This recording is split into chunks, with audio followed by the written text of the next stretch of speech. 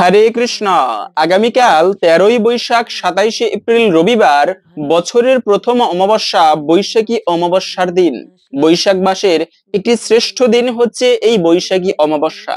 তাই এই শুভ দিনে কিছু করেন কিংবা না করেন, প্রত্যেককে খাওয়া উচিত এই একটি খাবার। এতে জীবনের অশুভ কেটে যায় এবং সৌভাগ্যের উদয় হয়। খুবই গুরুত্বপূর্ণ প্রসঙ্গ আজকের এই পর্বে আমরা জানার চেষ্টা করব। আমাদের সকলেরই আজকের এই গুরুত্বপূর্ণ তথ্যগুলো জানা প্রয়োজন। সকলকে স্বাগতম জানাচ্ছি আমাদের এই ধর্মীয় তথ্যমূলক চ্যানেলে। আমরা চেষ্টা করি এরকমই সনাতন ধর্মের ধর্মীয় তথ্যগুলোকে আপনাদের সাথে উপস্থাপন করতে, শেয়ার করতে। তাই আসুন আগামী কিছুক্ষণ সময় একসঙ্গে ধৈর্য ধরে আজকের এই গুরুত্বপূর্ণ তথ্যগুলো জেনে নেই। আশা করছি আজকের এই তথ্যগুলো আপনাকে অবশ্যই সমৃদ্ধ করবে। ভালো লেগে থাকলে অবশ্যই একটা লাইক করে কমেন্টে আপনার ইষ্ট দেবতার নামটি অথবা জয় শ্রীকৃষ্ণ ভগবানের জয় একবার হলেও লিখে যাবার অনুরোধ জানাচ্ছি। দেখেন, এই যে অমাবস্যা তিথি, বছরে পূর্ণিমা এবং অমাবস্যা দুটি তিথি অত্যন্ত গুরুত্বপূর্ণ। এই দুটি তিথি, এই যে নদীতে যেরকম জোয়ার ভাটা হয়, মানুষের জীবনীতেও তেমনি জোয়ার ভাটা হয়। বলা হয়েছে পূর্ণিমার দিনে মানুষের জীবন প্রবাহ ঊর্ধ্বমুখে থাকে এবং অমাবস্যার দিনে মানুষের জীবন প্রবাহ নিম্নমুখে থাকে। তাই সেই পূর্ণিমাও গুরুত্বপূর্ণ, অমাবস্যাও গুরুত্বপূর্ণ। এই দিনে আমাদের কিছু কাজ বিশেষ করে করা উচিত। যেমন এই অমাবস্যার সময় সূর্যদেব তার থেকে সালোক সংশ্লেষণ প্রক্রিয়ার মাধ্যমে বৃক্ষবাদীগণ খাবার গ্রহণ করে তারা বেঁচে থাকে। কিন্তু এই চন্দ্রের আলোয়, সূর্যের আলোয় বৃক্ষ বেঁচে থাকে, কিন্তু চন্দ্রের আলোয় এই যে বৃক্ষে এত সুমিষ্ট রসালো ফল পরিপুষ্ট হয়, শস্যদানা পরিপুষ্ট হয়, সুন্দর ফুল গাছে এত সুন্দর ফুল প্রস্ফুটিত হয়, সুগন্ধি ছড়ায়, এগুলো কিন্তু চন্দ্রের আলোয় হয়ে থাকে রাত্রিকালে। তাই সেই চন্দ্রের আলো স্নিগ্ধ, সূর্যের আলো প্রখর। আর যে অমাবস্যার সময় তো চন্দ্রের আলো পড়ে না, এই জন্য অনেকে আছে অমাবস্যাকে অশুভ বলে থাকে। কিন্তু মনে রাখবে, অমাবস্যা কখনো অশুভ নয়, বরঞ্চ অমাবস্যা তিথি অত্যন্ত শুভ। তবে হ্যাঁ, একটা বিষয় হচ্ছে অমাবস্যার সময়ে অশুভ শক্তির প্রাদুর্ভাব ঘটে। এজন্য অনেক সময় অমাবস্যাকে অনেকে অশুভ বলেন। তবে সেক্ষেত্রে ভিডিওর প্রথমেই বলে দিচ্ছি, যেই অমাবস্যার দিনে রাত্রিকালে একাকী নির্জন স্থানে বা শ্মশান ঘাটে, এমনকি কালী মন্দিরের পাশ দিয়ে বিশেষ করে সন্ধ্যাকালের সময়ে কোনো গর্ভবতী মায়েদের কখনো যাওয়া উচিত নয়। এতে কিন্তু অশুভ শক্তি তার উপরে ভর করার সম্ভাবনা থাকে। তো বিশেষ করে একাকী, এমনকি উঠানে দাঁড়াতে নেই চুল খোলা রেখে গর্ভবতী মায়েদের, এই অমাবস্যার দিনে এই কার্যটি কখনো করা উচিত নয়। যদিও অমাবস্যার রাত্রিতে একটা অশুভ শক্তির প্রাদুর্ভাব ঘটে, তথাপিও এই অমাবস্যা ইষ্টদেবের কৃপা লাভ করার জন্য একটা অত্যন্ত শুভ এবং গুরুত্বপূর্ণ দিন। পাশাপাশি হচ্ছে এই যে বৈশাখ মাস চলতেছে, বৈশাখ মাসটি হচ্ছে অত্যন্ত শুভ মাস। বছরে দ্বাদশ মাসের মধ্যে 3টি মাসকে সব থেকে শ্রেষ্ঠ বলা হয়েছে, বৈশাখ মাস, কার্তিক মাস এবং মাঘ মাস। এই বৈশাখ মাস কেন শ্রেষ্ঠ? কেননা এই বৈশাখ মাসে যে যা ধর্ম কাজ করুক তা অক্ষয় হয়ে থাকে, পূর্ণ ফলেরও কিন্তু ক্ষয় হয়। আপনি পুণ্য সঞ্চয় করবেন, সেই পুণ্যের মাধ্যমে স্বর্গে যাবে, কিন্তু স্বর্গে গিয়ে যখন স্বর্গীয় সুখ ভোগ করা হবে, তখন পুণ্য ক্ষয় হয়। আর পুণ্য না থাকলে তাকে আবার এই পৃথিবীতে জন্মগ্রহণ করতে হয়। তো এই জন্য পুণ্য ফলের ক্ষয় হয়। কিন্তু এই বৈশাখ মাস অক্ষয় তৃতীয়ার মাসে যে যা ধর্ম কাজ করুক তা অক্ষয় পুণ্য ফল প্রদান করে বিধায় এই বৈশাখ মাসকে গুরুত্বপূর্ণ মাস বলা হয়েছে। আর সেই বৈশাখ মাসের অমাবস্যা তিথি, এই দিনে প্রত্যেকেই আপনারা ইষ্ট পুজো করবেন। এই দিনে যে কোনো শুভ কাজ করা যাবে। যদিও বিবাহ আদি, অন্নপ্রাশন, গৃহে প্রবেশ, এই সমস্ত কার্য অমাবস্যার দিনে করা উচিত নয়। তবে এছাড়া অন্যান্য যে কোনো ধরনের শুভ কাজ আপনারা এই অমাবস্যার দিনে শুরু করতে পারেন। আমরা প্রথমত জেনে নিচ্ছি এই অমাবস্যা তিথি কতক্ষণ থেকে কতক্ষণ থাকবে। অমাবস্যা তিথি শুরু হবে মূলত আজকে 26শে এপ্রিল শনিবার রাত 3টা 38 মিনিট থেকে, থাকবে মূলত আগামীকালকে 28শে এপ্রিল 27শে এপ্রিল রবিবার রাত 1টা 12 মিনিট পর্যন্ত। এই সময়টুকুর মধ্যে এই অমাবস্যা তিথি থাকবে। সেজন্য উদয়া তিথি মেনে আমাদের এই অমাবস্যা পালন করতে হবে আগামীকালকে 27শে এপ্রিল রবিবার। এজন্য যারা ব্রত করে, অমাবস্যা থেকে ব্রত করতেই হবে না অমাবস্যাতে ব্রত না করলেও হবে, আপনারা এমনিতে একাদশী ব্রত আছে, তো ওই সমস্ত তিথি পালন করতে পারেন। তো এই দিনে তবে ইষ্ট পুজোটা বিশেষভাবে করবেন। বিশেষ করে এই দিনে বেশি করে কালী পুজো হয়। মা কালীর পুজো মনে রাখবে এটি অত্যন্ত শুভ। যদিও যত প্রকার পুজো রয়েছে, স্বয়ং মহাদেব বলেছেন আরাধনানাম সর্বেশাম বিষ্ণুর আরাধনাম পরাম। জগতে যত প্রকার আরাধনা রয়েছে সব থেকে শ্রেষ্ঠ আরাধনা হচ্ছে ভগবান শ্রী বিষ্ণুর উপাসনা করা বা বিষ্ণু পুজো করা। এর উপরে কোনো পুজো নেই, তবে তথাপিও অনেকে আছে মা কালীর প্রতি ভক্তি রয়েছে। তবে সেক্ষেত্রে বলবো আপনি অমাবস্যার দিনে কালী পুজো দিবেন। জগৎ জননী মা, তার পুজো করার মাধ্যমে জীবনের সমস্ত অশুভ কেটে যায় এবং মা কালী তাকে স্বয়ং রক্ষা করে থাকে। এই কালী পুজো এটি অত্যন্ত শুভ এবং মাঙ্গলিক। ভগবানের কাছে কোনো কিছু চাইলে ভগবান সহজে তার ভক্তদের মনস্কামনা পূর্ণ করে না, কিন্তু দেবদেবীর কাছে বিশেষ করে কালী মায়ের পুজো করে তার কাছে যদি মনস্কামনা জানানো হয়, তবে মা কালী সহজেই তার সন্তানদের মনস্কামনা পূর্ণ করে থাকে। এই জন্য বেশিরভাগ ভক্তরাই মা কালীর পুজো করে থাকে। তো সেই কালী পুজো আপনারা যারা কালী পুজো করেন বা মা কালীর প্রতি ভক্তি রয়েছে, তারা এই অমাবস্যার দিনে, বছরের প্রথম অমাবস্যা বৈশাখ মাসের এই বৈশাখী অমাবস্যার রাত্রিতে আপনারা বিশেষ করে সেই কালী পুজো করতে পারেন। যার প্রতি মা কালীর দৃষ্টি নিক্ষেপ হয়, মা কালীর করুণা দৃষ্টি বর্ষিত হয়, তার জীবনে কোনো অশুভ শক্তির সাধ্য নেই তার জীবনে তথা সংসারের ক্ষতি করতে পারে। তো এই জন্য কালী পুজো করা এটি অমাবস্যার দিনে অত্যন্ত শুভ এবং মঙ্গলের বলা হয়েছে। তবে এই দিনে যদি আপনারা কালী পুজো করেন কিংবা না করেন, বিশেষ মা কালীর এই স্তোত্রটি জপ করতে পারেন বা পাঠ করতে পারেন যদি মা কালীর প্রতি ভক্তি থাকে।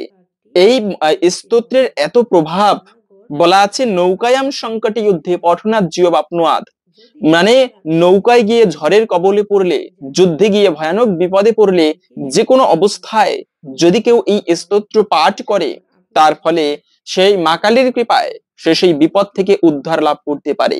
এতটা গুরুত্বপূর্ণ হচ্ছে এই আদ্যা স্তোত্র। কোথায় পাবেন এই স্তোত্র? এই স্তোত্রটা একটু বড়, 15টি মন্ত্রের মতো রয়েছে এই স্তোত্রের মধ্যে।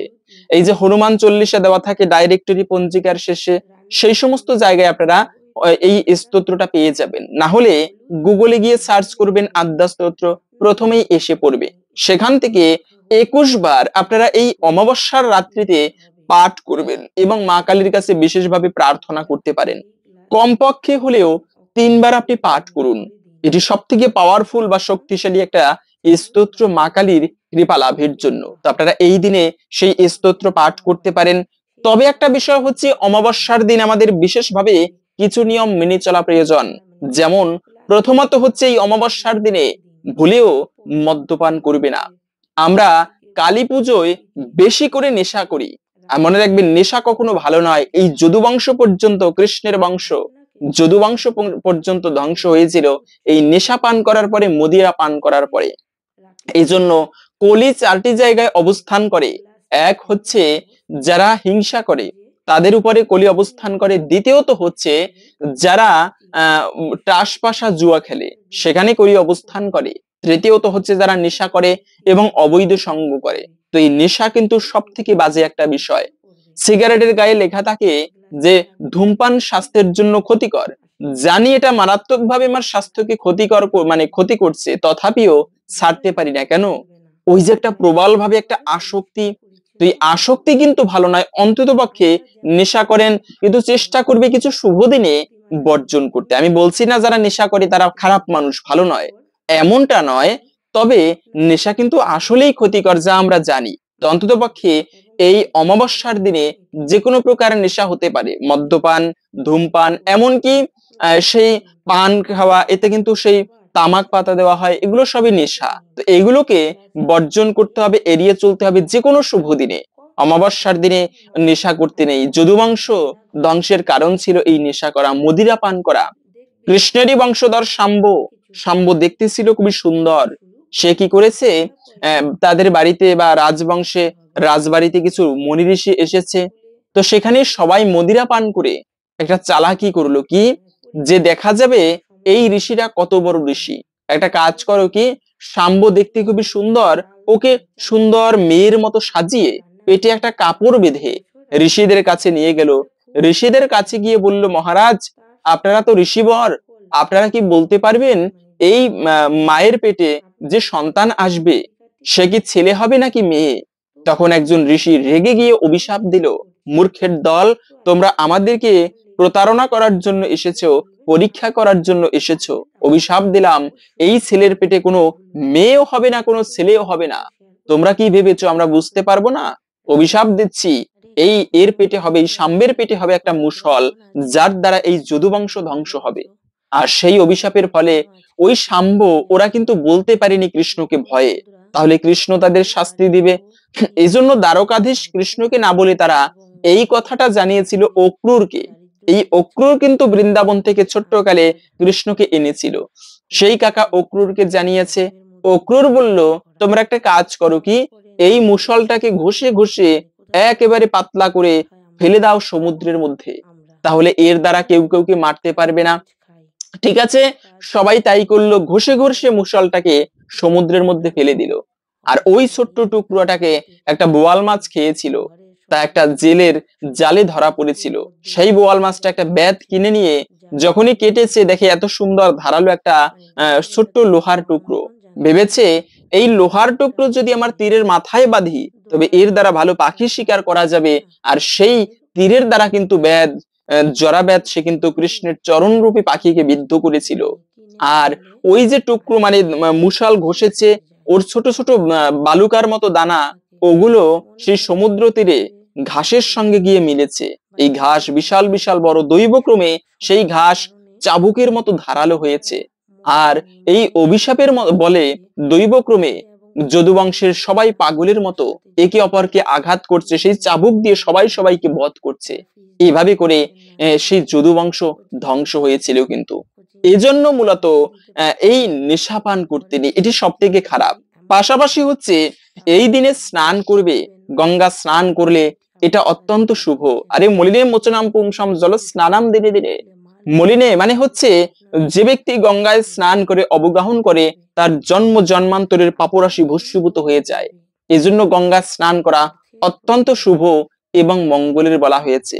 গঙ্গা স্নান করা উচিত। এই যে গঙ্গা দেবী, ইনি কিন্তু পৃথিবীতে ছিল না।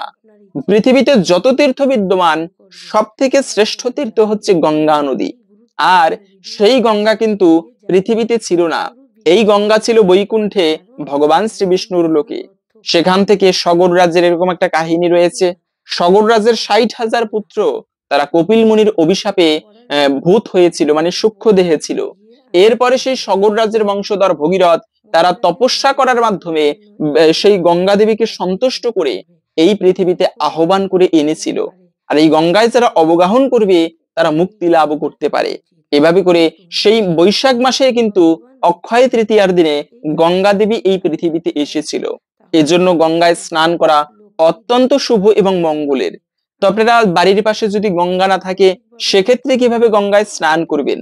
বাড়ির পাশে গঙ্গা না থাকলে সেক্ষেত্রে আপনারা মানে যেখানে স্নান করবেন, সেখানে 3 বার গঙ্গা গঙ্গা গঙ্গা উচ্চারণ করে, গঙ্গা দেবীর নাম মহাপবিত্র নাম, এই নাম স্মরণ করে গঙ্গা স্নান করলেও এতেও গঙ্গা স্নানের সমান ফল লাভ হবে। তো এভাবেও আপনারা স্নান করতে পারেন। এবং আরেকটা বিষয় হচ্ছে, এই দিনে তর্পণ করবেন যে কোনো অমাবস্যায়, সেটাই বৈশাখী অমাবস্যা নয়, সেটা যে কোনো মাসের অমাবস্যা হোক না কেন, তর্পণ করা অত্যন্ত শুভ এবং মঙ্গলের বলা আছে।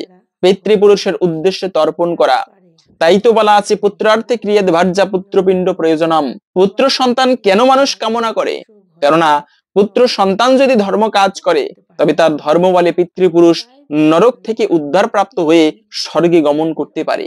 এজন্য পুত্র ধন, জগতে কত সম্পদ রয়েছে, টাকা পয়সা, তারপরে রূপ থাকা সুন্দর, এটাও একটা সম্পদ, তারপরে জনবল থাকা, এটাও এক ধরনের সম্পদ।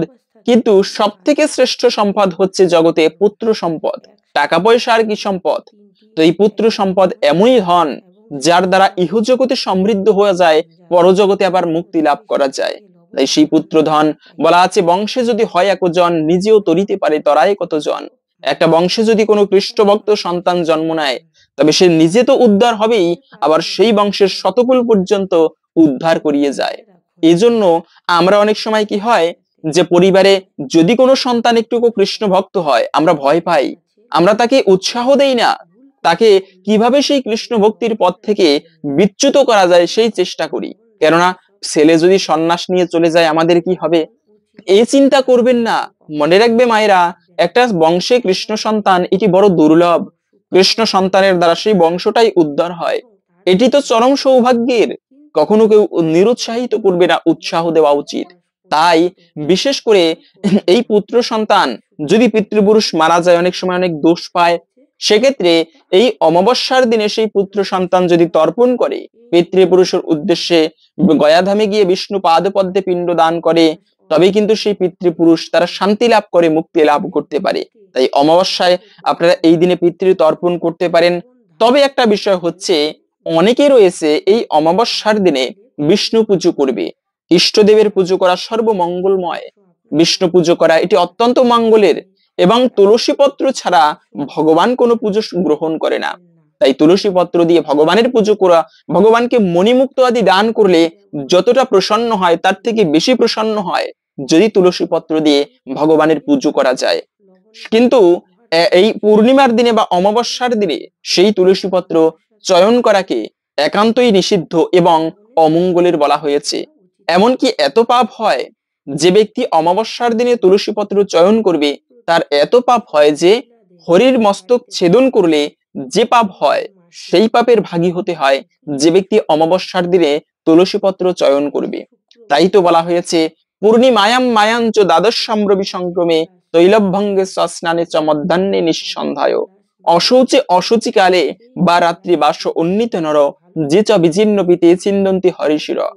অমাবস্যা, পূর্ণিমা, একাদশী, দ্বাদশী, দুপুর বেলা সূর্যাস্তের পরে, অপবিত্র অবস্থায়, এই সমস্ত দিনে যে ব্যক্তি তুলসী পত্র চয়ন করবে তার এত পাপ হয়, হরির মস্তক ছেদন করলে যে পাপ হয় সেই পাপের ভাগী হতে হয়।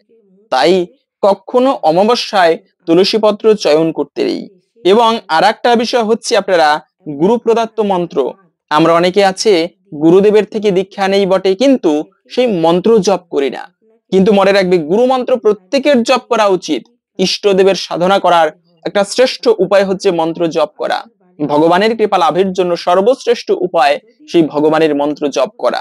আর এই জপের পরে, মন্ত্র জপের সাধনার উপরে কলিযুগে কোনো সব থেকে শ্রেষ্ঠ কোনো নাম নেই, যা হচ্ছে ইষ্টদেবের মন্ত্র জপ করা। এর উপরে কোনো সাধনা নেই কলিযুগে।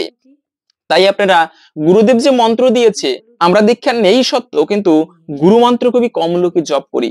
প্রত্যহ আপনি প্রভাতকালে যে কোনো কাজ শুরু করার পূর্বে সকালবেলা ঘুম থেকে উঠেই প্রথম কার্য হওয়া উচিত এই গুরু মন্ত্র জপ করা। কেন? তার ফলে একটা পজিটিভ এনার্জি, গুরুদেবের একটা দিব্য শক্তি তা হৃদয় থেকে কাজ করে, সমস্ত কাজে উৎসাহ উদ্দীপনা যোগায়, সারাদিনটি ভালোভাবে কাটে ইষ্টদেবের কৃপায়। তাই যে মন্ত্র গুরুদেব যাকে দিয়েছে সেই মন্ত্র একান্ত ভক্তি করে জপ করবেন। সুন্দর একটা কাহিনী, একবার একটা ব্যক্তি সে মহাদেবের সাধনা করেছে। মহাদেবের সাধনা করেছে, উদ্দেশ্য কি? সে অনেক ধনী হতে চায়। মহাদেবের কাছে এভাবে প্রার্থনা করছে। মহাদেব প্রসন্ন হয়ে দেখা দিল, দিয়ে বলল, বলো তুমি কি চাও? তোমার তপস্যা আমি সন্তুষ্ট হয়েছি। বলে, মহাদেব আমি অনেক ধনী হতে চাই। মহাদেব বলল, তুমি একটা কাজ করো, বৃন্দাবনের সনাতন গোস্বামী নামে গোস্বামী রয়েছে, ওনার কাছে একটা পরশ পাথর আছে, গিয়ে বলবে আমাকে প্রভু শিব পাঠিয়েছে, আপনার কাছে নাকি একটি পরশ পাথর আছে, ওটা দিতে বলেছে। ঠিক আছে, সেই সাধক বৃন্দাবনের সনাতন গোস্বামীর কাছে এসে প্রণাম করে প্রার্থনা জানালো যে গুরুবার প্রণাম, আমাকে মহাদেব পাঠিয়েছে, তোমার কাছে নাকি একটা পরশ পাথর আছে। তখন সেই সনাতন গোস্বামী বলল, দেখো আছে আমার এই কুটিরের পিছনে হয়তোবা কোথাও পড়ে। ঠিক আছে, সেই তপস্বী তখন এসে খুঁজতে খুঁজতে কুটিরের নিচে, একেবারে মাটির নিচে কোথাও পেয়েছে। তো পেয়ে তো মহা খুশি, কেন? যে আমি অনেক ধনী হতে পারবো এখন। সে চলে যাচ্ছে পরশ পাথর নিয়ে। যাবার সময়ে তার মনে একটা কথার উদয় হলো, কি? যে সনাতন গোস্বামী এত মহামূল্যবান একটা পাথরকে তুচ্ছ মনে করতে পারে, তার মানে তার কাছে এর থেকে আরো মহামূল্যবান কোনো সম্পদ আছে। গিয়ে সনাতন গোস্বামীকে আবার প্রণাম করলো, গুরুবার একটা প্রশ্ন করব? বলো বাবা। বলে, গুরুজি আপনি এই এত মহামূল্যবান একটা পরশ পাথরকে তুচ্ছ মনে করে ফেলে রেখেছেন, আপনার কাছে কি আরো বড় কোনো সম্পদ আছে? হ্যাঁ, অবশ্যই আছে। তবে গুরুজি যদি আমাকে কৃপা করে সেই সম্পদ দিতেন তাহলে আমি ধন্য হতাম। তখন বলল, আচ্ছা, তো সত্যিই তুমি সেই সম্পদ পেতে চাও? হ্যাঁ, আমি পেতে চাই। তবে একটা কাজ করো, এই যমুনা নদীতে স্নান করে এসো, তোমাকে সেই মহামূল্যবান সম্পদ দিব। স্নান করে আসলো। তখন সনাতন গোস্বামী তাকে কৃষ্ণ মন্ত্রে দীক্ষা দিয়েছিল। এই মন্ত্র তুমি জপ করবে, জগতে সব থেকে শ্রেষ্ঠ সম্পদ ভগবানকে তুমি প্রাপ্ত করতে পারবে, আমি কথা দিলাম। সেইভাবে সাধনা করবে। এরপর থেকে সেই ব্যক্তি কৃষ্ণ নামে দীক্ষিত হয়ে ভগবান শ্রীকৃষ্ণের নাম একান্তে জপ করত প্রতিদিন সেই বৃন্দাবনে বসে। এ হচ্ছে মন্ত্র। প্রত্যেকটা ব্যক্তির, যদি দীক্ষিত হন কিংবা না হন, এই কলিযুগের যুগধর্ম হরে কৃষ্ণ মহামন্ত্র প্রত্যেকের একান্ত ভক্তির সহিত জপ করা উচিত। যে মন্ত্র জপ করার মাধ্যমে ভগবানের কৃপা বিশেষ করে লাভ করা যায়।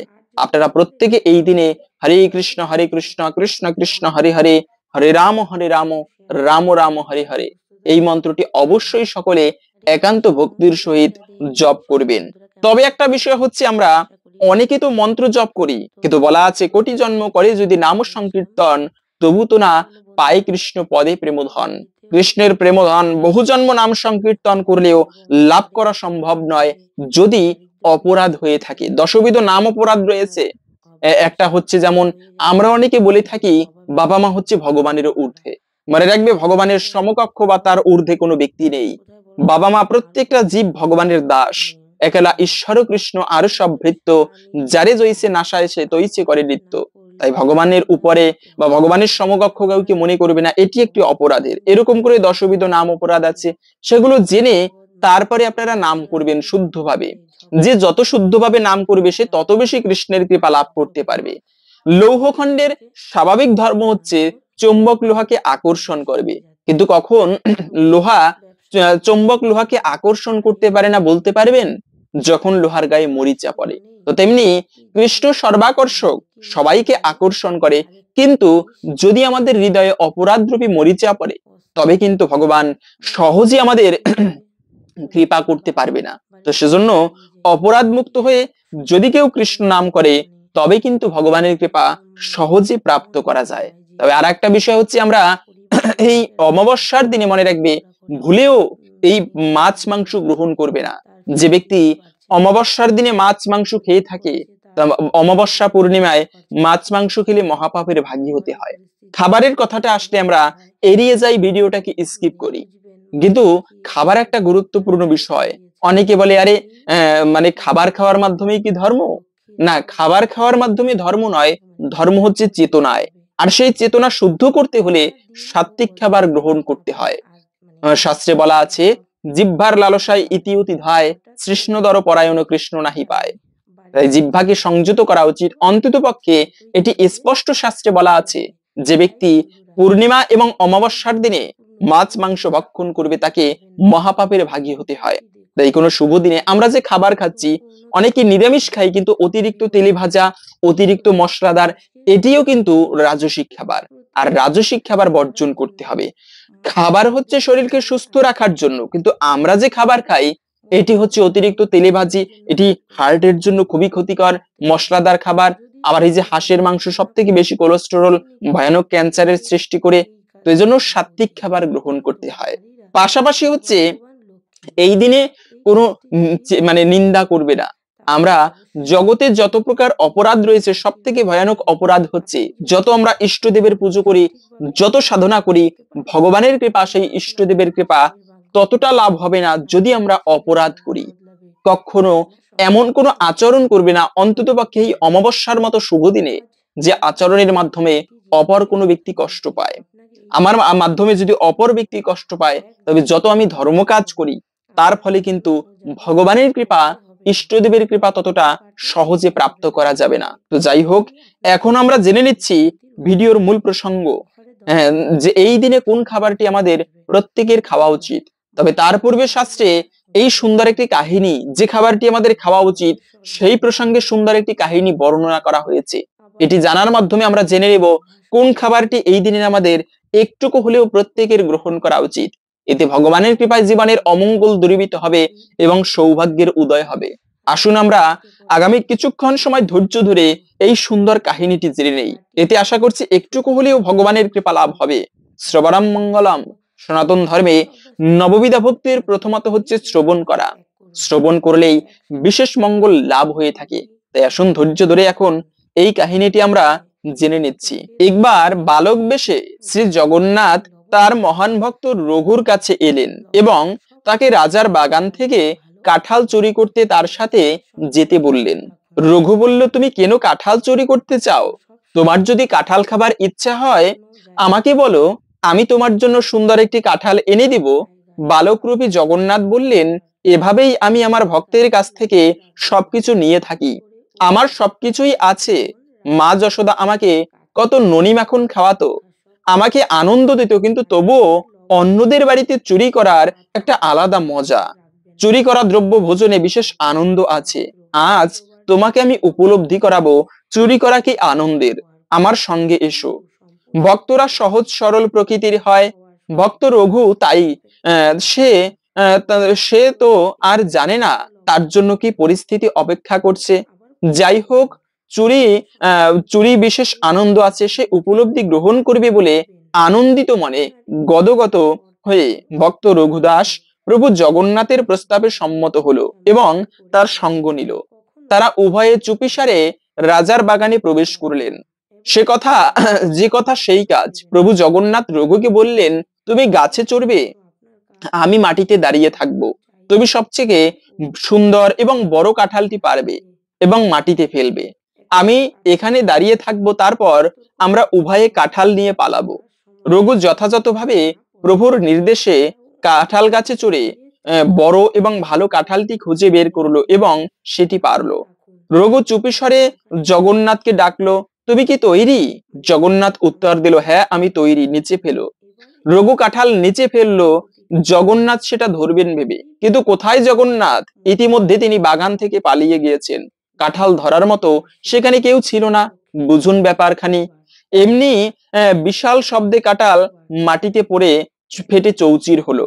যখন রাজার বাগানের মালি এই শব্দ শুনতে পেল, সে বুঝতে পারলো যে কেউ বাগানে ঢুকে কাঁঠাল চুরি করছে। তৎক্ষণাৎ সে দৌড়ে গাছটির কাছে গেল এবং একটি বড় কাঁঠাল ফেটে মাটিতে পড়ে থাকতে দেখলো। চোর এখনো গাছের মাথায় বসে রয়েছে, আর সেই চোর স্বয়ং রঘুদাস। সে গাছের নিচে পাহারা রেখে উত্তেজিত স্বরে রাজাকে খবর দিল। রাজা বিশ্বাস করতে পারলেন না যে রঘুদাস তার বাগান থেকে কাঁঠাল চুরি করবে। সুতরাং রাজা তার মন্ত্রীদের সাথে মালির নির্দেশিত স্থানে গেল। তিনি রঘুদাসকে গাছে চড়ে থাকতে দেখে, নিচে কাঁঠাল পড়ে থাকতে দেখে আশ্চর্য হলেন। রাজার অনুরোধে রঘু গাছ থেকে নামলো। রাজা রঘুকে জিজ্ঞাসা করলে বললেন, প্রভু, তোমার যদি কাঁঠাল খাবার ইচ্ছে হয়ে থাকে তাহলে গভীর রাতে আমার বাগানে এসে গাছে চড়ার কি প্রয়োজন ছিল? তুমি আমাকে একবার বলতে পারতে, আমি তোমাকে কাঁঠাল পাড়ার ব্যবস্থা করে তোমার বাড়িতে পাঠিয়ে দিতাম। রঘু তখন প্রভু জগন্নাথ কিভাবে তাকে ঠকিয়েছে সব বৃত্তান্ত বলল। প্রত্যেকেই প্রভুর রম্য এই লীলা শুনে খুবই আনন্দ পেল এবং সকলেই হাসতে লাগলো। তারা রঘুর মহত্বের জন্য তার গুণগান করতে লাগলো। এইভাবে সক্ষরসে প্রভু জগন্নাথ ভক্ত রঘুর সঙ্গে অনেক লীলা করেছিলেন। এই লীলার মাধ্যমে সকলে বুঝতে পেরেছিলেন প্রভু জগন্নাথের কাঁঠাল খুবই প্রিয়। তারপর থেকে রাজা সহ সকলে জগন্নাথের সেবায় কাঁঠাল ভোগ দিত। এ হচ্ছে জগন্নাথ, আর এই জগন্নাথের কাঁঠাল খুবই প্রিয়। তাই এই দিনে আপনারা, এই অমাবস্যার দিনে মনে রাখবে, ভগবানকে প্রসাদে সর্বদুঃখানাম হানিরস্য প্রজায়তে। জগন্নাথের প্রসাদ জীবনে যে একবার গ্রহণ করে, একটুকু হলেও ভগবানের কৃপা সে ব্যক্তি প্রাপ্ত করতে পারে। এই প্রসাদে সর্বদুঃখানাম হানিরস্য প্রজায়তে, প্রসাদের মাধ্যমে সমস্ত দুঃখ দূরীভূত হয়। একটা খাবার খেয়ে নিলাম আর মঙ্গল হলো, ব্যাপারটা একদম এরকম নয়। এই দিনে কোন খাবারটি গ্রহণ করবে? এই দিনে যে খাবারটি খাবে সেটি হচ্ছে ভগবানের প্রসাদ ভক্ষণ করবে। আর এই প্রসাদ ভগবান কৃপা করে তার প্রসাদের মাধ্যমে। আপনি কাঁঠালই যে জগন্নাথকে দিতে হবে এরকমটা নয়। ভগবানের প্রিয়, যেমন এই বৈশাখ মাসে কাঁঠাল পাওয়া যায়, তরমুজ পাওয়া যায়, গরমের সিজনের ফল সুমিষ্ট রসালো আম পাওয়া যায়। এগুলো আপনি ভালো করে প্রস্তুত করে ভগবানকে ভোগ নিবেদন করুন, আর সেই প্রসাদ ছোট্ট বাচ্চাদের মাঝে বিতরণ করুন। নিজে সেই প্রসাদ গ্রহণ করুন। আশা করছি ভগবানের বিশেষ কৃপা লাভ হবে। এবং আজকের এই অমাবস্যার দিনে অবশ্যই প্রত্যেকে সৌভাগ্য লাভ করার জন্য প্রদীপ ঠাকুর ঘরে প্রজ্বলিত করবে। অখণ্ড ঘিয়ের প্রদীপ যদি কেউ প্রতিদিন প্রজ্বলিত করতে পারে এটি সর্বোত্তম। না হলেও এই রবিবার পড়েছে, রবিবার হচ্ছে সূর্যদেবের বার, আরো সেই রবিবারের অমাবস্যার দিনে সূর্যদেবের প্রতীক হচ্ছে প্রদীপ, সেই প্রদীপ আপনারা ঠাকুর ঘরে অবশ্যই নিবেদন করবেন। এর মাধ্যমে ভগবানের কৃপায় সেই সংসারের অমঙ্গল দূরীভূত হয়। হরে কৃষ্ণ। আশা করছি আজকের এই গুরুত্বপূর্ণ তথ্যগুলো জেনে আপনি একটুকু হলেও সমৃদ্ধ হয়েছেন। ভালো লেগে থাকলে অবশ্যই একটা লাইক করে কমেন্টে আপনার ইষ্টদেবের নামটি অথবা জয় শ্রীকৃষ্ণ ভগবানের জয় একবার হলেও লিখে যাবার অনুরোধ জানাচ্ছি। ভগবান শ্রীকৃষ্ণের কৃপায় সকলের জীবনে মঙ্গল হোক এই কামনা করে আজকের ভিডিওটি এখানে সমাপ্ত করছি। হরে কৃষ্ণ।